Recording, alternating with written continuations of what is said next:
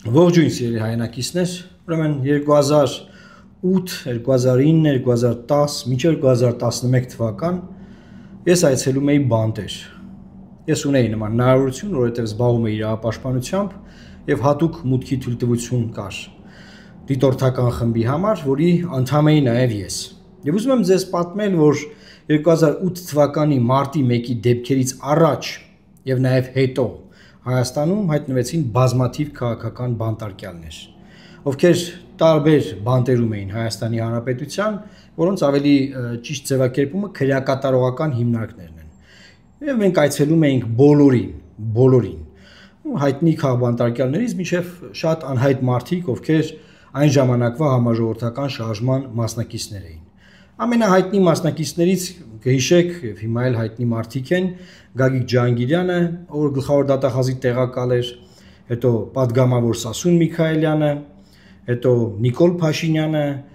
Ալեքսանդր Արզումանյանը նախկին արտգործնախարար, բազմաթիվ մարդիկ կային եւ բոլորը բանտերում էին եւ մենք բոլորին այցելում էինք, նրանց խնդիրներով զբաղվում, բարձրաձայնում, դիմում եվրոպական տարբեր կառույցների, Եվրոպայի խորհրդին, Եվրոպական միությանը, Եվրոպայի խորհրդի մարդու իրավունքների հանձնակատար կար Համերբերգին էինք դիմում, Համերբերգն էր գալիս Հայաստան գնում, զբաղվում էինք նրանց իրավունքներով։ Եվ ուզում եմ ասել, որ օրեր առաջ այցելեցի Միքայել Սրբազանին, KGB-ի հայտնի բանտում, տեսակցություն ունեցանք, մոտավորապես 1.5 ժամ խոսեցինք, հենց իր պատժի նշանակման օրն էր, եւ մտքերով ընկամտկերի հետևից սկսեցի մտածել, որ լավ,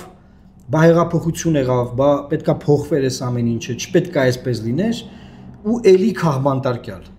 էլի մարդ, որ հետապնդվում է իր խոսքի, մտքի, վախենալու լինելու համար, հա, իշխանությանը որևէ կերպ խանգարելու համար։ Շատերն ասում են նա խղճի բանտարկյալ է, գիտեք, կարելի է ասել խղճի բանտարկյալ է, բայց անկեղծ եկեք լինենք, Միքայել Սրբազանին չեն կալանավորել պատարակ մատուցելու համար։ Միքայել Սրբազանին կալանավորել են, որովհետև նա խոսում էր եւ գնահատականներ էր տալիս, եւ բոլորին էր գնահատականներ տալիս, նախորդ իշխանություններին, գործող իշխանությանը։ Եվ նա դարձավ այս իշխանության համար վտանգավոր, եւ դրա համար նա կալանավորված է, եւ դրա համար նա քաղաքաբանտարկյալ է։ Հիմա ուզում եմ հայմատություն անցկացնենք։ Տեսեք, որքան փորձ ունեմ քաղաքաբանտարկյալ այցելելու, որքան փորձ ունեմ դատարաններում նրանց պաշտպանելու նաեւ, սա էլ ասեմ։ Եվ ուզում եմ ձեզ ասել, որ Միքայել Սրբազանը հիմա նրա առաջադրված հոդվածը, դուք խոսել, ավելի քաղաքաբանտարկյալ է, քան իմ թվարկած մարդկանցից որևէ մեկ, որովհետև նրանց բոլորի գործերը որ վերցնեք նայեք, այդ գործում տենց ինչ-որ բան գտնեք, որից հնարավոր է, որ իշխանությունը կարող էր ինչ-որ կարճել, տենց մի բան գտնել, բայց այո, նրանք քաղաքաբանտարկյալներ էին, մեծ մասն էլ արդեն այս հեղափոխությունից հետո արդարացվել են։ Նիկոլ Փաշինյանը, Գագիկ Ջահանգիրյանը, նրանք արդարացվել են այս դատարանի կողմից, Վճռաբեկ դատարանի կողմից։ Որտեղ եվրոպական դատարանում գործը հաղթեցին, հետո եկան այստեղ արդարացվեցին, բայց համեմատության եզր, նայեք ինչքան ոլորտից իրազեկ եմ ես, համեմատության եզր չեմ գտնում, որ ասեմ այ սենց չկա, նա ավելի շատ քաղաքաբանտարկյալ է, քան Նիկոլ Փաշինյանն է եղել, իր բոլոր եղած բաներով։ Նա ավելի շատ քաղաքաբանտարկյալ է, քան Սասուն Միքայելյանը։ Նա ավելի շատ քաղաքաբանտարկյալ է, քան որևէ մեկը այդ ժամանակ։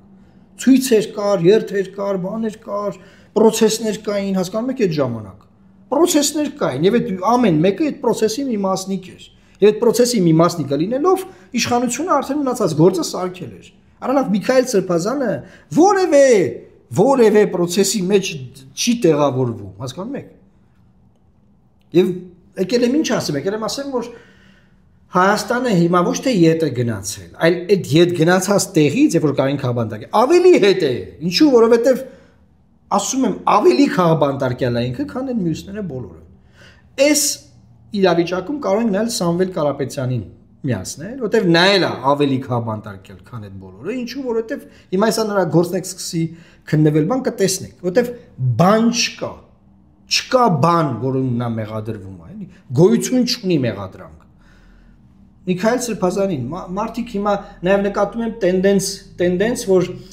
բանը, ՀԿ սեկտորի որոշ ներկայացուցիչներ, նաև քաղաքական գործիչներ, իբր թե գործիչները չկան, գործիչ չի կարելի ասել այդ մարդկանց, բայց քաղաքականության մեջ են իբր, էլի։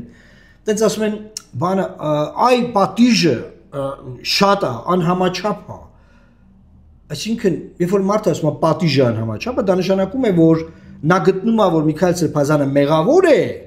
պետք է դատապարտվեր, բայց ասենք կլերելի մի տարի դատեիք, դու գանք տայիք, բան։ Ամուտ չեք դուք անում։ Այն որ ասում է մի եղեք գոլ, կամ էս կողմ կանգնեք, կամ այն կողմ կանգնեք։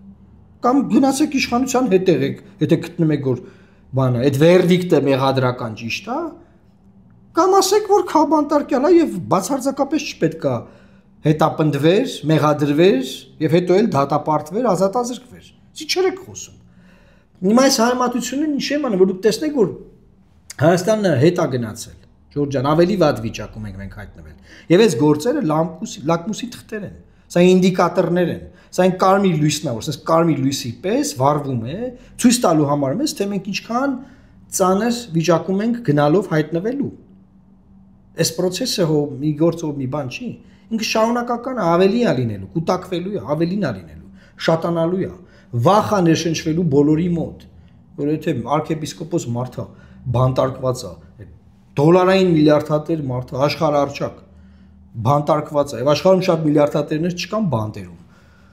4 միլիարդատեր կան, որ բանտերում են, որից երկուսը հայեր են, մեկը Երևանի բանտում է, մեկը Բաքվի։ Դուք հասկանում եք ինչ է սա։ Եվ այս իմաստով իմ գնահատականը միանշանակ է ժողովուրդ։ Մենք պետք է կանգնեցնենք այս արհավիրքը, այս ընթացքը։ Եվ այս ընթացքը ոչ մի լավ տեղ չի տանում։ Դրա համար սիրելի հայրենակիցներ, նաև այսօր ուզում եմ ասել, որ մեր կոնտակտները թարմացրել ենք, եւ այդ կոնտակտները ես հիմա պետք է ձեզ տրամադրեմ այս եթերի տակ։ Ես խնդրում եմ կապվել մեզ, նաև պաշտոնական էջին Լուսավոր Հայաստանի, Էդմոն Մարուկյան պաշտոնական էջին, հեռախոսահամարը, որը որ հիմա կտրամադրվի այս եթերիներ տակ, նաև email հասցեք կլինի, բոլոր այս տեղերով կապ հաստատեք մեզ հետ։ Մենք առաջարկում ենք երկու մոդել։ Առաջին մոդելը, որ դուք գրանցվում եք եւ մենք գրասենյակում այստեղ հանդիպում ենք ձեզ հրավիրում, հասկանանք միասին ինչ ենք անում եւ ինչպես ենք շարժվում առաջ, ուժեղանանք միասին եւ մյուս տարբերակը ոչ թե դուք եք գալիս մեր մոտ, այլ մենք ենք գալիս ձեր մոտ։ Զանգահարում եք կամ մեյլ եք գրում, գրանցվում եք, ասում եք մենք ձեզ հրավիրում ենք այսինչ համայնք հանդիպման։ Մենք գալիս ենք ձեր համայնք, ձեր մոտ, ձեր տուն, ձեր բակ։ Այլ տարբերակ չկա եւ ժամանակը շատ կարճ է եւ պետք է այս համախմբման process-ը քայլ առ քայլ ձնագնդի պես խոշորացնելով տանել առաջ, որ կարողանանք այս իրավիճակից դուրս գալ։ Դե բոլոր եթերների մեկնաբանություններում միշտ գրում են, ասեք ինչ անենք, ոնց անենք, դուք ինչ եք առաջարկում, ինչպես գալ ձեր մոտ, ինչպես միանալ, մենք մեր բոլոր կոնտակտները թարմացրել ենք հիմա եւ այլևս դուք արդեն կարող եք կապ հաստատել եւ մենք էլ արդեն պատրաստ ենք ամեն իմաստով, որ կարող ենք այցելել թե ձեր մոտ, թե ձեր բակ, ձեր համայնք, քաղաք, որտեղ որ կլինեք որ դուք։ Երբ որ դուք գրում եք եւ ասում եք որ կարող եք նման հանդիպում կազմակերպել կամ գրանցվում եք մեր Երևանյան հանդիպումների համար։ Ահա սա է վերջում ուզում ձեզ ասել եւ խնդրում եմ բազմապատկել այս տեղեկատվությունը, տալ մարդկանց այդ տվյալները, որ իրենք իմանան թե ինչպես կարող են մեզ հետ կապ հաստատել, բոլոր նրանք ովքեր ցանկություն ունեն կանգնեցնել այս արհավիրքը, փոխել այս իրավիճակը, մեր ներկայացած, ասենք բոլոր եթերներում ներկայացնում ենք այլ ընտրանքները, մեր ներկայացած տարբերակները, տարբերվող մոտեցումները, թե ինչ կարելի է անել, որն է այս փուլում որևէ կառավարության գործողության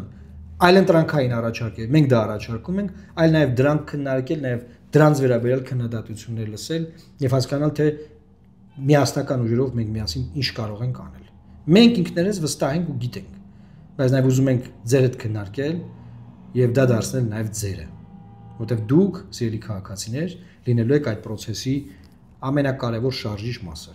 որովհետեւ քաղաքական գործիչները, քաղաքական թիմերը, քաղաքական ուժերը առանց ժողովրդի, առանց քաղաքացիների ոչինչ չեն կարող անել։ Եվ նաև ես համոզված եմ, որ միայնակ որևէ քաղաքական ուժ էլի ոչինչ չի կարող անել։ Եվ